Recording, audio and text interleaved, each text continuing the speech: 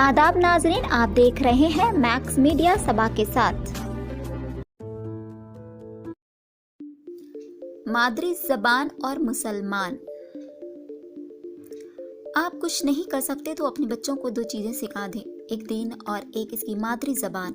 ज़बान से मतलब जिसमें इसके दीन का अपना अदबी और दीनी लिटरेचर महफूज हो। मादरी ज़बान तो बच्चा अपनी माँ से ही सीख लेता है। इसे जो सिखाना होता है वो लिखने और पढ़ने का तरीक़ा है, और ये तरीक़ा सिखाने में मुश्किल से 2 से 5 साल ही लगते हैं। लेकिन किसी भी कौम के अदबी और दीनी लिटरेचर को अपने वजूद में आने के लिए सदियों का वक्फा दरकार होता है, जिसे दूसरी ज़बानों में मुंतकिल करना इतना आसान नहीं होता है। किसी तरह कुरान व हदीस के तराजुम तो कई किए जा चुके हैं, लेकिन नसीम हिजाजी, इब्ने सफ़ी या गालिब इकबाल जैसे बेशुमार अदीबों की तसनीफ़ात को किसी राइज ज़बान में मुंतकिल करना नामुमकिन है। यह अदबी लिटरेचर ही किसी कौम का अपना तहज़ीबी असासा होता है जो इसकी जहन साजी करता है। इसका मतलब ये भी नहीं है कि आप अपने बच्चों को दूसरी ज़बान ना सिखाएं।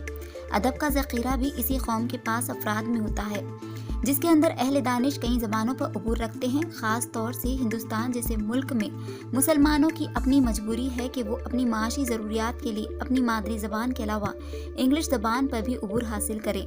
लेकिन महसूस ये किया जा रहा है कि एक नस्ल जो तेज़ी के साथ इंग्लिश की तरफ बढ़ी है, वो न सिर्फ ये कि ठीक से इंग्लिश ज़बान पर भी अबूर नहीं हासिल कर सकी, बल्कि अपनी मादरी ज़बान से भी महरूम होकर फितना, अर्तदात और दीन से दूरी व गफलत का शिकार है। खैर, अपनी मादरी ज़बान से गफलत बरतने की वजह से मुसलमानों की एक नस्ल का जो नुकसान हो चुका है, इसके नुकसानात की भरपाई आने वाली नस्लों को भी करना होगा।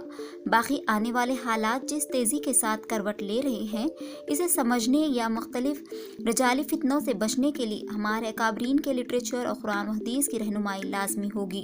शायद एक बहुत बड़ी तादाद इस रहनुमाई से महरूम रह जाए, क्योंकि अब इन तसनीफ़ात की ज़बान को समझने से नाबलद हो चुकी है। याद रहे, दुनिया की तमाम कौमें या रियासतें जिन्होंने उरूज और तरक्की का जीना तय किया है, अपनी मादरी ज़बान की बदौलत किया है। दुनिया के वो तमाम ममालिक जो सुपर पावर के मुकाम तक पहुँचे हैं, उन्होंने अपनी मादरी ज़बान को कभी तर्क नहीं किया है।